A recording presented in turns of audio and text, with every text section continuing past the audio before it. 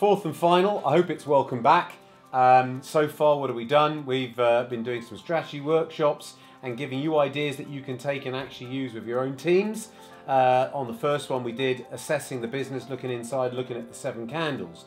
On the second one, we kind of looked at the market and really it was about the goal. On the third one, hope that was a bit of a breakthrough one. If you haven't done it, please go have a look at it. That's about setting priorities and working out the big rocks. And this is the fourth and final one. It's kind of short, and in some respects it's kind of obvious, but it's really about plans. And so it kind of goes a bit like this. We now have got our big rocks, and we've got our 10 things.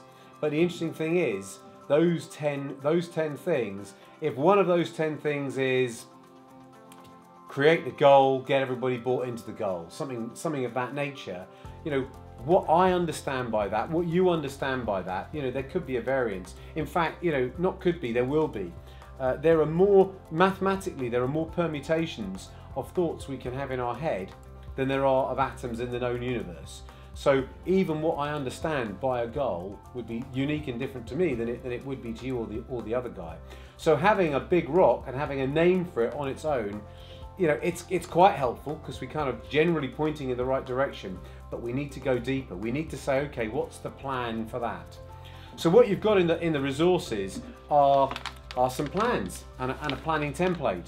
But just before the planning template, and we explain a little bit about why that is, you might want to ask yourself, why do projects succeed and why do projects fail? And I bet you know the answer. And there are many answers to it. And if you go onto the internet, you'll find many resources. One of the most fantastic resources is found under John Kotter. John Kotter's a Harvard lecturer, and his specialism is organisational change. Over 70% of organisational change initiatives fail.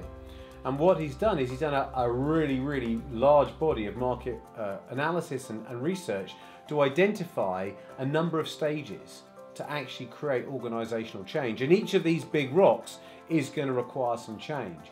So before just blurting out, here's a priority planning template, you know, fill it in, I wanted to get you thinking, how do I make sure this isn't just an aspiration, this isn't just a, you know, a whimsical idea, and how do I make sure it really gets done? Because I might know that I need a big thing this year might be to improve the number of I don't know, hits on our website or inbound leads or, you know, some end result like that.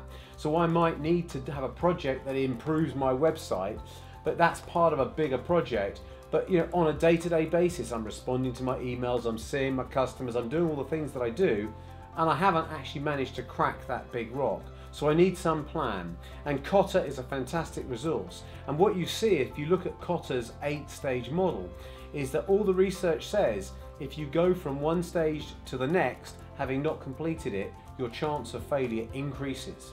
Makes a lot of sense. And one of the most interesting things is, if you've done this workshop kind of along the way that we've suggested, you and your top team have looked outside and inside and come up with the big rocks, and you're quite convinced you know what they are. But when you want to bring them to life, it's not your team that's going to bring them to life. Your team will lead them coming to life, but they need to reach into the business and get resource from the existing business. Whether you're a business of 5 people or a business of 500 people, these plans will not come to life unless they involve others. So, what causes plans to succeed? What causes plans and projects to fail? Look at Kotter, see the 7 steps. What have we got on our planning template? It's really, really simple. It's kind of a noddy exercise. You know, at first, you know, what is the heading? You know, it might be something about a sales plan. Well, the first thing is you need an owner for it. Every single one of those rocks needs an owner. Now, if you're a bit like me, in my first business, I had some big rocks, and I thought, who's going to do this? Me. Who's going to do this? Me. Who's going to do this? Me. Out of my 10 rocks, guess what? I wanted to do 9 of them. Finance and admin, I'd leave that to Keith. But I wanted to do all 9. That's failed thinking. If these are the most important things to do in the business, and you, the owner of the business or the leader of the team, is the owner of all of these things, you're going to fail. I don't mean to be negative, but it's just not going to happen. Because these are all the things you haven't cracked. So you want to make yourself singularly responsible for all the things you haven't cracked? That doesn't seem logical to me. So here's a good idea. Ask yourself the question, who is uniquely equipped to do each of these 10 things? Sometimes we actually print the 10 things out on separate cards, shuffle them like a deck of cards, put them face down and play a little game.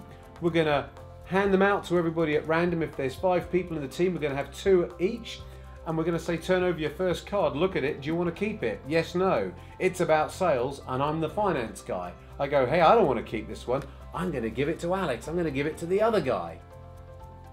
He might not accept it, but you can see how you could play that game until all the cards have been turned over, given and accepted, and suddenly we've now got all of those rocks owned across the leadership team. And you need to kind of check back and check that you haven't got too many resting on somebody's shoulders. Because frankly, I might be uniquely the best person to do 5 out of 10, but 5 out of 10 isn't a success formula. I've got to look at what can I actually take off my list? Who else can help me? Because I'd prefer them to make a great job of it than to me to theoretically be able to make a fantastic job of it, but never actually start it. So that's about ownership. So we've got the template, and we got what is it, and what's the owner. And then the next thing it says here, the goal or desired outcome. This gives you a little bit of space to write in a few more words what we mean. And I often talk about my mum. You know, my mum wouldn't necessarily know what you mean by the goal, but my mum, as a doctor, a GP, a perfectly bright human being, but not in business, she could read that form of words, that sentence, and she could understand what you mean by it. And that's an important thing, because a single word or a bullet could be misunderstood by people in the company, but a whole sentence makes it a bit more secure. Underneath that, the next one. Who is directly accountable? Who are the directly accountable team members? This is your virtual team to make this thing happen. And going back to Cotter, he talks about the burning coalition. Who is the burning coalition to make this thing happen? And if your burning coalition is full of happy, shiny people that think it's a really important thing to do, you could fail. Funny, in your burning coalition, you want some grumpy person with their arms folded saying, why do we need this? I don't agree. I don't think it's right. You need some friction. In sales, I learned over time that customers that just nod and say yes rarely buy from me. The customers that push back and challenge me, where there's some friction, sometimes buy from me. And it's the same with projects. If everybody on the team thinks it's brilliant, it's great, it's going to be fantastic, I'm not feeling like success is coming soon.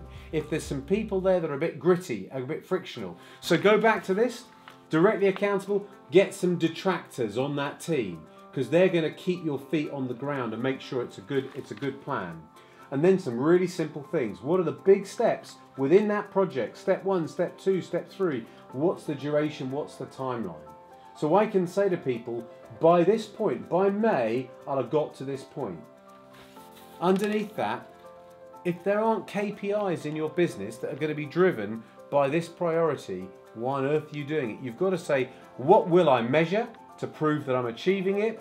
And what can be measured that will prove that it's helping us reach our goals? So KPIs. And then the last 2 boxes. One is, write yourself a little phrase, what is the consequence of failure? It's to remind you why you're doing it. If I don't have a goal and a plan, we might not be on the same page. We might not be going in the same direction. We might not grow to our maximum success.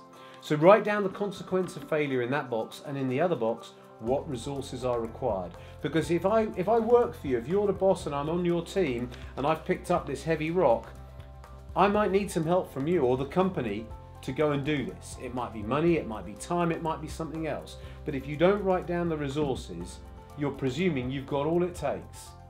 And you can't have all it takes, or that big rock wouldn't still exist in your business. So that's a very, very simple plan. Very, very, very minimal. But if you do that for each of your big priorities, then we've got a 10-page document that's very real, that speaks to what your business needs. It's got an owner for each. Happy days. You could do these 4 steps in a single day. You can do it in half a day.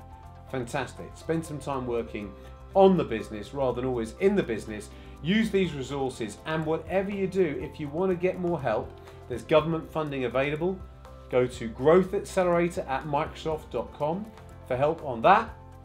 And there's all the resources in this share that we've talked about today. And if you would like to come directly to us at Incredible Results, info@Incredible Results. Our business, our why, is to help Microsoft partners grow. That's all we do in the UK and across Western Europe. And we're very keen to help. So I hope you've enjoyed the series. Get out there, kick ass. So one fantastic thing is the UK government's initiatives to help businesses grow. If your business has less than 250 staff and less than 40 million revenue in turnover, you're eligible for grants to help with the exact type of work that we're talking about here.